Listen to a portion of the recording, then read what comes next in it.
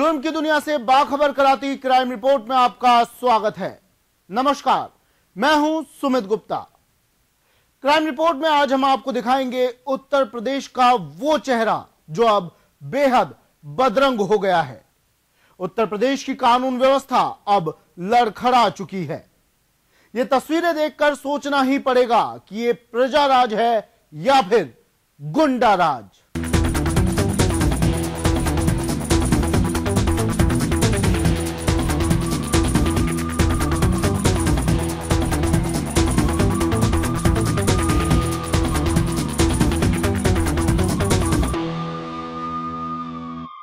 उत्तर प्रदेश के प्रतापगढ़ जिले में डीएसपी रैंक के अधिकारी की हत्या से सनसनी मच गई। प्रतापगढ़ के कुंडा इलाके में पुलिस पर हुए हमले में डीएसपी रैंक के एक अधिकारी की मौत हो गई, जबकि 7 पुलिस वाले गंभीर रूप से घायल हो गए। कुंडा के वलीपुर गांव में शनिवार शाम को 2 गुटों की लड़ाई में प्रधान और उसके भाई की हत्या कर दी गई थी। जवाब में दूसरे गुट के लोगों ने कथित तौर पर हत्या के आरोपियों के घरों में आग लगा दी। सूचना पाकर जब पुलिस मौके पर पहुंची तो उसे भी हमले का सामना करना पड़ा, जिसमें डीएसपी रैंक के अधिकारी को अपनी जान गंवानी पड़ी। कुंडा इलाहाबाद से महज 60 किलोमीटर की दूरी पर है और ये जिला रघुराज प्रताप सिंह उर्फ राजा भैया के लिए जाना जाता है। यूपी की राजनीति के कद्दावर नेता राजा भैया के क्षेत्र में हुई इस घटना से प्रदेश की कानून व्यवस्था पर सवाल खड़े होना स्वाभाविक है। गांव में तनाव और प्रधान नन्हे यादव और उसके भाई की हत्या के बारे में यूपी के एडीजी अरुण कुमार ने घटना का ब्यौरा दिया। घटना के बाद 2 प्लाटून पीएसी की तैनाती गांव में की गई, साथ ही पीएसी फोर्स भी मंगवाई गई थी। एडीजी ने कहा कि गांव के लोग असले और लाइसेंसी हथियार लेकर पुलिस पर हमला करने पहुंचे थे, लेकिन हकीकत में पूरे वाकये का पता लगाने के लिए उन्होंने तफ्तीश की बात कही। ये भी साथ में ये बता रहे हैं कि जिस टाइम में प्रधान जी की हत्या हुई है उसके तुरंत बाद जो है वो मॉब में से ही कुछ लोगों ने जो है वो जो तथाकथित हत्यारों की फैमिली है उनके घरों में जो है वो आग लगाई। पुलिस वहां पहुंच के वहां पे उसने आग पे नियंत्रण किया। जो हाथीगांव थाने की पुलिस थी उधर से जो है वो रेनफोर्समेंट आ रहा था, जिसमें कि कुंडा थाने की फोर्स और क्षेत्राधिकारी कुंडा थे, और उनके यहाँ आने के बाद जो है ये ने जो है वो पुलिस बल पे है वो आक्रमण किया और उसी आक्रमण के दौरान जो है वो ये 2 बॉडीज जो है वो पाई गई हैं। और एग्जैक्टली वहाँ पे क्या हुआ, कैसे हुआ, बस हम लोग इसकी जो है वो अभी तफ्तीश कर रहे हैं।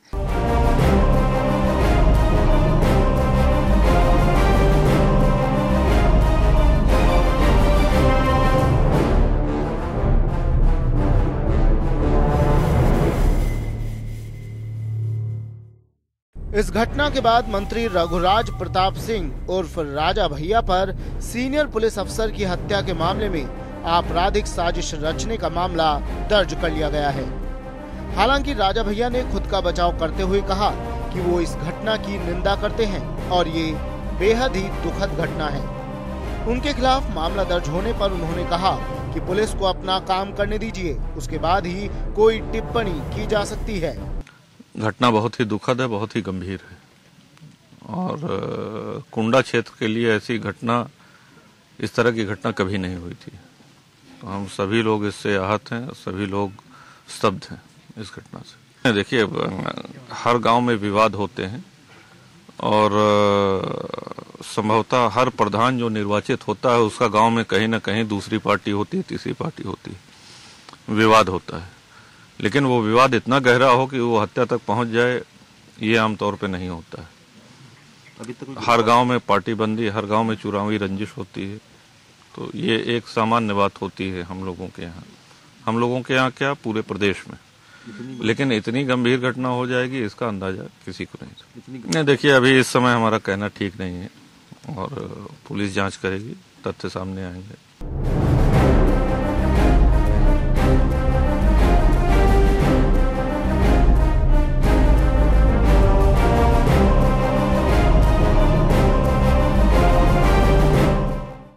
उत्तर प्रदेश के प्रतापगढ़ में शनिवार रात भीड़ से मारे गए डीएसपी जियाउल हक की पत्नी ने राज्य के खाद्य एवं रसद मंत्री रघुराज प्रताप सिंह पर अपने गुर्गों से ये हत्या करवाने का आरोप लगाया है।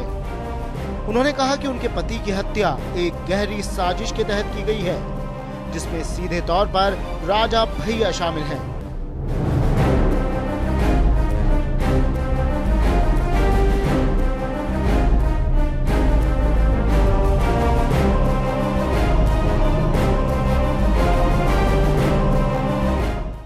समाजवादी पार्टी के लीडर आजम खान ने उत्तर प्रदेश के सीओ की हत्या की कड़ी निंदा की है।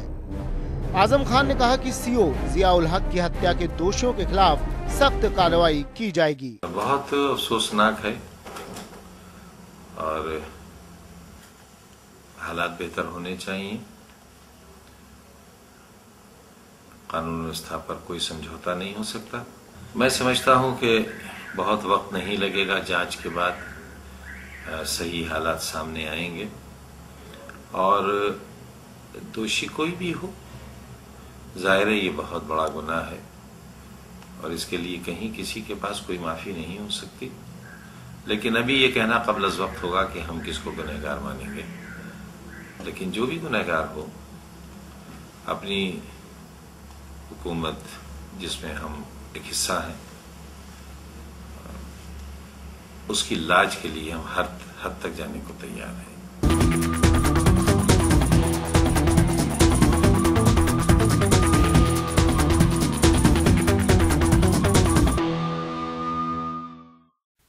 राजा भैया ने हालांकि अपना इस्तीफा सौंप दिया, लेकिन सवाल यह है कि क्या हत्या के दोषियों को सजा मिल पाएगी, और सवाल यह भी कि कब तक उत्तर प्रदेश में चलेगा ये गुंडा राज।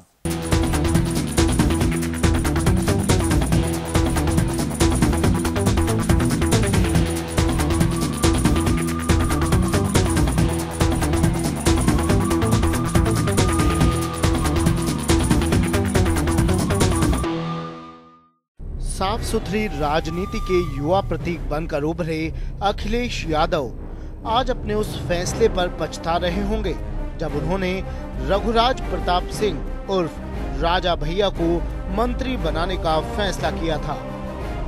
तब उनके इस फैसले ने सबको चौंका दिया था, क्योंकि ये वही अखिलेश थे जिन्होंने विधानसभा चुनाव से पहले शराब कारोबारी और पश्चिमी उत्तर प्रदेश के बाहुबली नेता डीपी यादव को पार्टी में शामिल करने से मना कर एक बड़ी लकीर खींची थी। वैसे राजा भैया कोई पहली बार मंत्री नहीं बने थे। समाजवादी पार्टी की पिछली सरकार में भी वे मंत्री थे। देखिए, आम आदमी की तरह कार्यवाही की जाएगी। जांच में यदि ये पाया गया कि वाकई दोषी हैं तो गिरफ्तारी होगी। हमारी सरकार को भी आप देख रहे हैं, समाजवादी सरकार में चाहे कोई मंत्री हो, चाहे सांसद हो, चाहे विधायक हो, चाहे आम आदमी हो, अपराधी यदि है तो आम आदमी की तरह उसके साथ कार्यवाही की जा रही है और हम निश्चित रूप से करेंगे, कानून व्यवस्था को सुदृढ़ करेंगे।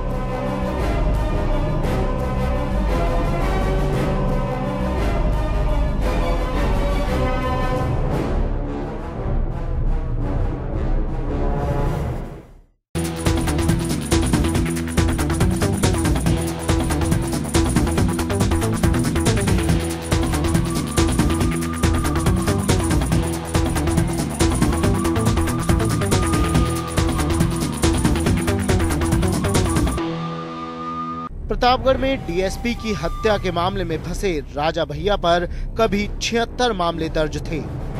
मुलायम सरकार ने उनमें से कई मामले वापस ले लिए। आज भी उनके खिलाफ 8 आपराधिक मामले दर्ज हैं। वो पिछले एक दशक में 2 साल से ज्यादा समय तक जेल की सलाखों के पीछे बिता चुके हैं। उनके मंत्री बनाए जाने के ऐलान के बाद जब सोशल नेटवर्किंग साइट से लेकर मीडिया तक में प्रतिक्रियाएं आई, तो मौका मिलते ही अखिलेश ने मंत्रिमंडल में फेरबदल के नाम पर राजा भैया को खाद्य मंत्री बना दिया और जेल विभाग उनसे ले लिया गया। लेकिन सच ये भी है कि राजा भैया के खिलाफ सबसे ज्यादा मामले मायावती सरकार के राज में दर्ज किए गए। 2003 में राजा भैया और उनके पिता उदय प्रताप सिंह के खिलाफ आतंकवाद निरोधक कानून समेत कुल 76 मामले थे। उनमें से कई मामलों को मुलायम सरकार ने सत्ता में आते ही वापस ले लिया। लेकिन 2007 में बसपा सरकार के आते ही राजा भैया एक बार फिर निशाने पर आ गए। राजा भैया ने अलग अलग मामलों में 26 महीने जेल की सजा काटी। पुलिस अधिकारी की जिस तरीके से हत्या की गई है, तो मैं समझती हूँ कि ये ठीक नहीं हुआ है वहाँ पर। और वहाँ पर जो उत्तर प्रदेश में जो सपा सरकार है, उसके एक वरिष्ठ मंत्री का राजा भैया का नाम तो उसमें आ रहा है कि हत्या कराने में उसकी साजिश है।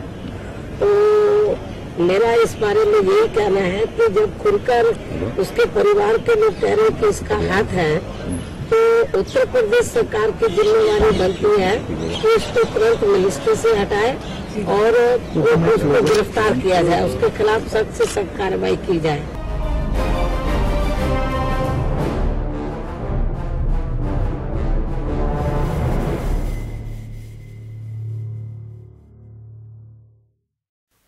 राजा भैया एक ऐसा नाम जिसका यूपी की राजनीति में आज भी डंका बजता है। कानून को अपने इशारों पर नचाने वाला राजा भैया आज कानून की नजर में बन बैठा है गुनहगार, और उसके नाम पर दर्ज हो गई क्राइम रिपोर्ट।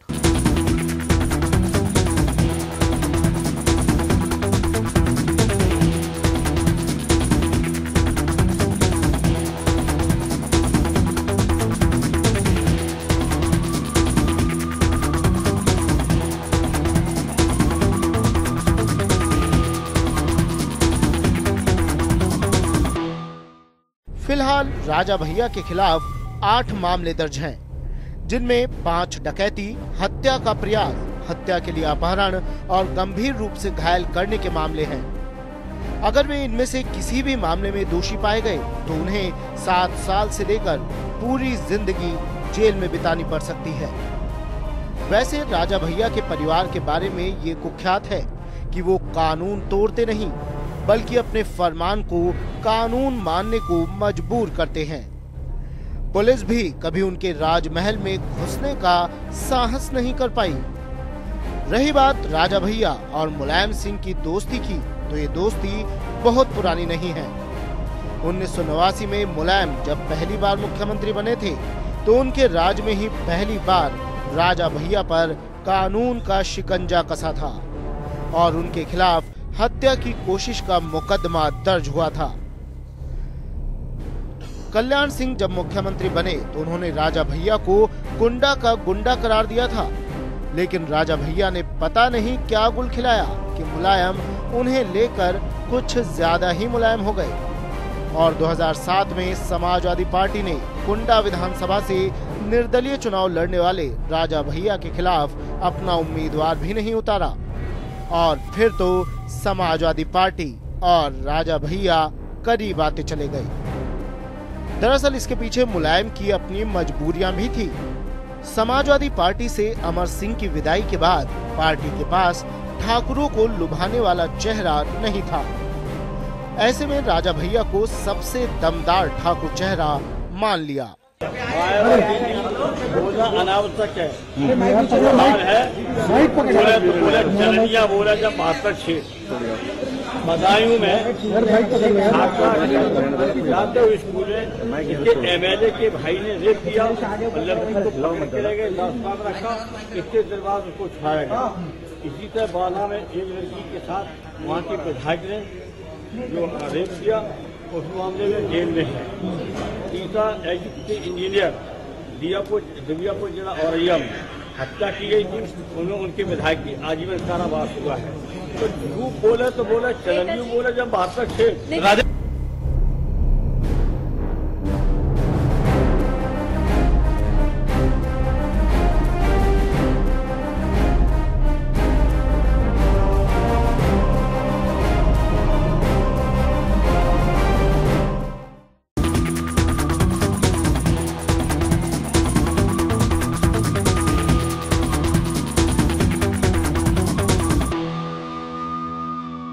बहरहाल प्रतापगढ़ में डीएसपी की हत्या में जिस तरह से राजा भैया और उनके गुर्गों का नाम सामने आया, राजा भैया ने मंत्री पद से इस्तीफा दे दिया।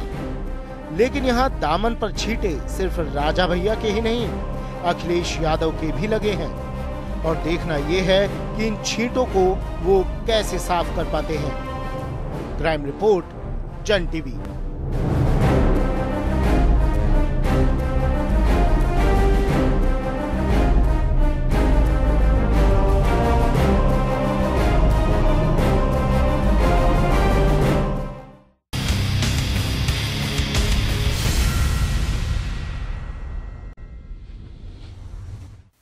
क्राइम रिपोर्ट में यहां वक्त है एक ब्रेक का। ब्रेक के बाद जुर्म की कुछ और दास्तां से उठाएंगे पर्दा।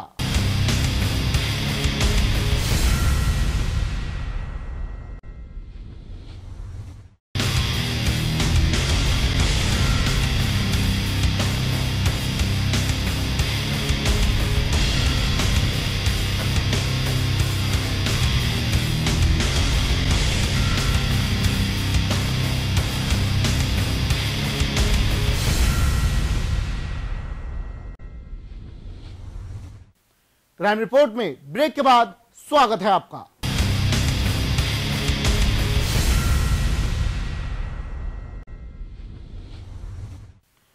खाकी ने दे दिया ऐसी शर्मनाक वारदात को अंजाम जिसने लगा दिया लोगों की सुरक्षा पर सवाल।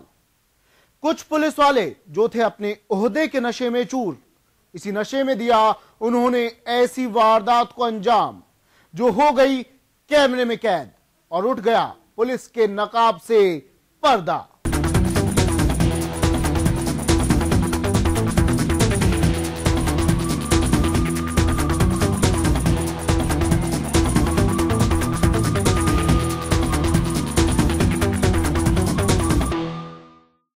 विवादों में घिरी रहने वाली पंजाब पुलिस एक बार फिर विवादों में घिर गई है।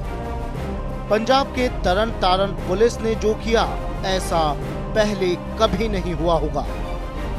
शादी समारोह से लौट रही लड़की ने एक ड्राइवर से छेड़छाड़ का विरोध किया और उसके परिवार वालों ने ट्रक ड्राइवर से छेड़खानी का विरोध करना चाहा तो पुलिस ने लड़की को छेड़ने वाले ट्रक ड्राइवर का ही साथ देते हुए लड़की और उसके परिवार वालों की पिटाई शुरू कर दी। पुलिस वालों की पिटाई से बचने के लिए लड़की को मौके से भागना पड़ा। फिलहाल पंजाब पुलिस ने अपने आरोपी 4 पुलिस वालों को सस्पेंड कर दिया है। लेकिन सवाल ये है कि जिस तरह से इन पुलिस वालों ने इस लड़की की पिटाई की, क्या इसके लिए सिर्फ इनको सस्पेंड करना ही इनकी सजा काफी है? नहीं सर, मैसेज नहीं बुलाया पुलिस ने। अच्छा, पुलिस ने मैसेज नहीं बुलाया। बाकी सर मैं तो छडाउण वालिਆਂ ਚ ਸੀ। सर मेरी ਭੈਣ ਨੂੰ ਕੁੱਟਦੇ ਪਏ ਸੀ। ਮੇਰੇ ਮਾਸੜ ਜੀ ਦੀ ਲੜਕੀ ਹੈ ਜੀ। ਮੈਂ ਛਡਾਉਣ ਦਿਆ ਸੀ ਜੀ। ਮੈਂ ਉਹਨਾਂ ਨੂੰ ਕਿਹਾ ਸੀ ਕਿ ਤੁਸੀਂ ਲੇਡੀ ਪੁਲਿਸ ਲੈ ਕੇ ਆਓ ਜੀ। ਮੈਨੂੰ ਆਂਦੇ ਤੂੰ ਲੇਡੀ ਪੁਲਿਸ ਦਾ ਕੀ ਲੱਗਦਾ। ਮੈਨੂੰ ਇੱਥੋਂ ਜੂੜੇ ਤੋਂ ਫੜਿਆ ਜੀ, ਮੇਰੀ ਪੱਗ ਖਿੱਚ ਕੇ ਲਾਤੀ ਜੀ। ਬਾਅਦ ਮੈਨੂੰ ਵੀ ਕੁੱਟਦੇ ਕੁੱਟਦੇ ਇੱਥੇ ਲੈ ਕੇ ਆਏ ਜੀ। ਥਾਣੇ 'ਚ ਵੀ ਕੁੱਟਿਆ ਗਏ ਇਹਨਾਂ ਨੇ।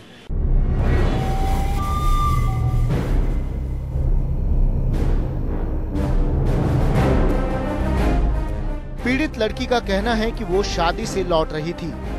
एक ट्रक वाले ने उसे छेड़ा तो उसने इस बारे में अपने भाई और पिता को बताया। उन्होंने ट्रक ड्राइवर को समझाना शुरू किया तो साथ ही में खड़े पुलिस वालों को भी उसने इस बारे में बताया। लेकिन पुलिस वालों ने उल्टा उनको ही पीटना शुरू कर दिया। जब वो बचाव करने के लिए आगे आई तो उसे भी बुरी तरह पीटना शुरू कर दिया। पीड़िता का कहना है कि पुलिस वालों ने उसे बेहद गंदी गालियां भी दी।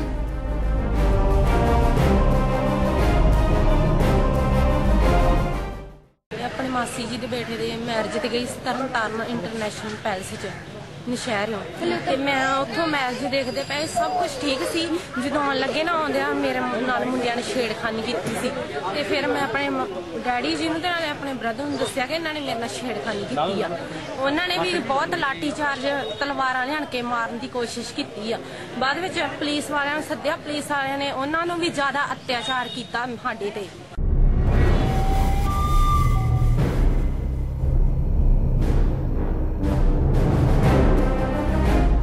पंजाब में इस तरह की गुंडागर्दी कोई पहली बार नहीं है। इस तरह के मामले पहले भी कई बार सामने आ चुके हैं। क्या पंजाब में आम जनता से ज्यादा पुलिस वालों को अपराधियों की चिंता है? अगर नहीं तो पुलिस ने पीड़िता की शिकायत करने पर क्यों उसकी ही पिटाई कर दी? क्या पुलिस से शिकायत करना भी अब गुनाह है? क्राइम रिपोर्ट, जन टीवी।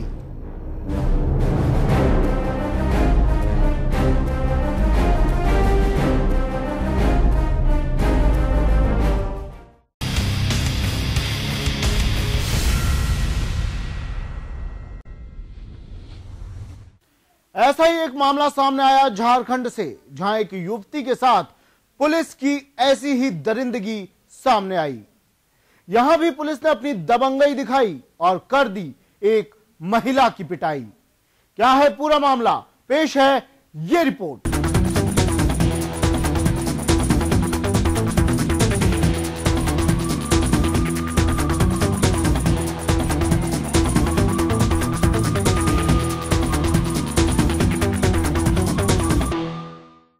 झारखंड के जमशेदपुर के सोनारी में पुलिस की दरिंदगी सामने आई है। पुलिस एक महिला को घर के सामने से खींचकर थाने ले गई और वहां उसकी जमकर पिटाई कर दी। सुबह जब लोगों को इस बारे में पता चला तो लोगों का गुस्सा फूट पड़ा। लोगों ने इस घटना के विरोध में जमकर हंगामा किया। हंगामे को शांत कराने के लिए मौके पर पुलिस को आना पड़ा और दोषी पुलिस वालों के खिलाफ कार्रवाई करने के आश्वासन पर लोग शांत हुए।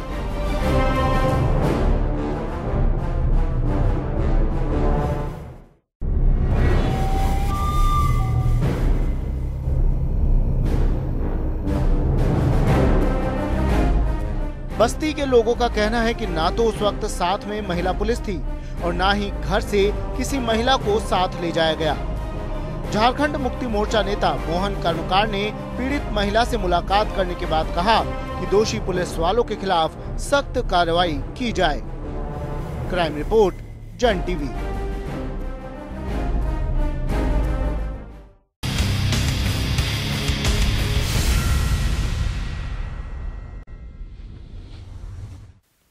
राजस्थान के बाड़मेर से ऐसा मामला सामने आया जिसे देखकर कांप उठी इंसानियत।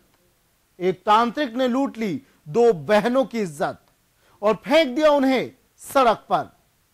दिल्ली के बाद फिर इस तरह की वारदात ने लगा दिया सुरक्षा पर सवाल।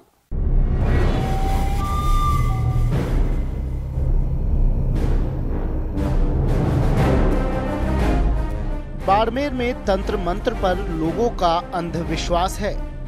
यहाँ तांत्रिकों का जीवन यापन इन्हीं अंधविश्वासी लोगों के विश्वास पर चलता है। इसी का फायदा उठाते हुए एक तांत्रिक ने अपने ही नजदीकी रिश्तेदार की 2 नाबालिग लड़कियों का अपहरण किया और उनके साथ 1 हफ्ते तक राजस्थान और गुजरात के कई इलाकों में दुष्कर्म किया। बाद में जब उसकी हवस पूरी हुई तो वो उन लड़कियों को वापस घर से 4 किलोमीटर दूर फेंककर चला गया। इस घटना के बाद पूरे इलाके में सनसनी फैल गई। दरअसल ये दोनों लड़कियां अपने घर के पास स्थित खेत में शाम के वक्त काम कर रही थी।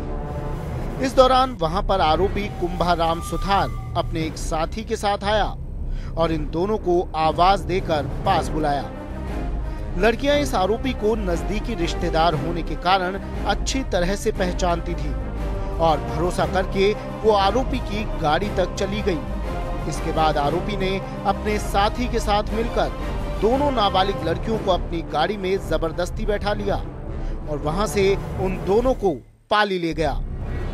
पाली में एक रात बिताने के बाद आरोपी इन दोनों लड़कियों को लेकर गुजरात के हिम्मतनगर इलाके में ले गए और किसी मकान में इनके साथ बारी बारी से दुष्कर्म किया।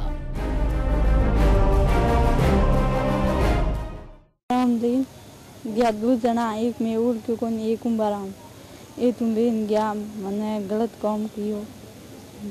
कितना दिन रखा था हाथ केत ले गए होटल माते ये तुम दिन गए पाली 2 रात एन पास होटल माते 2 रात एन पास गुजरात इन गए हिम्मतनगर में गलत काम कियो।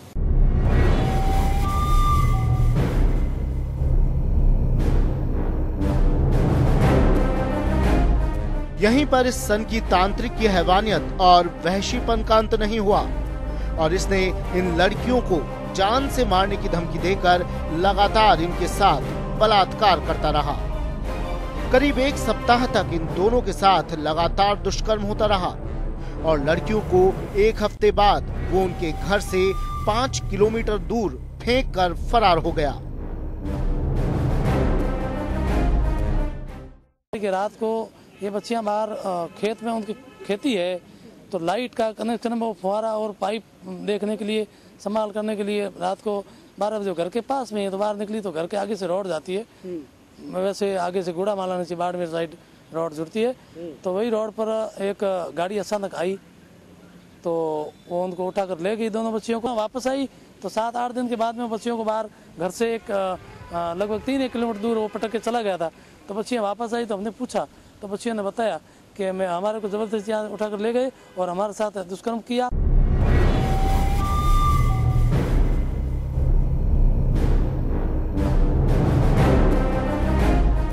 इस घटना के बाद पुलिस के होश भी फाख्ता हो गए।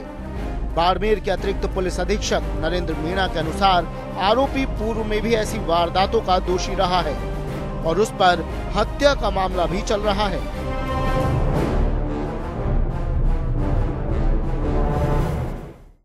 जो कुंभाराम सुतार निवासी साष्टा है, जो काफी अपराधी प्रवृत्ति के व्यक्ति है, उसने दोनों बालिकाओं को उनके मूल गांव में छोड़ गया। इस पर इतना मिलने पर पुलिस ने इन बालिकाओं का मेडिकल कराया। मेडिकल कराने पर बालिका ने बताया कि हमारे साथ बलात्कार किया गया, जिसमें बलात्कार की धारा 376 आईपीसी और पोस्को एक्ट जो अभी नया हुआ बालक को संरक्षण अधिनियम यौन अपराधों वो धारा 5 व 6 दर्ज की। इसके बाद तफ्तीश डिप्टी साहब गुडा मलानी को दी गई और डिप्टी साहब गुडा मलानी ने इसमें इनके पार्चेजात जो बलात्कार घटना संबंधी वो जब्त किए और माननीय न्यायालय में 164 सीआरपीसी के तहत बयान दर्ज करवा दी गई।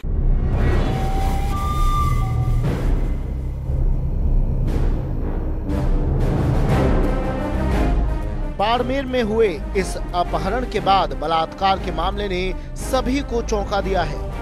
अब देखना यह है कि पुलिस कब इस तरह के मामलों पर रोक लगा पाती है। क्राइम रिपोर्ट के लिए बाड़मेर से कन्हैया लाल, जन टीवी।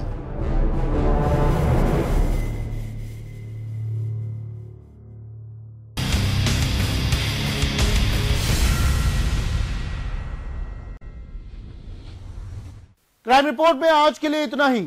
अगले एपिसोड में जुर्म की कुछ और वारदातों से आपको करवाएंगे रूबरू। तब तक के लिए मुझे दीजिए इजाजत। नमस्कार।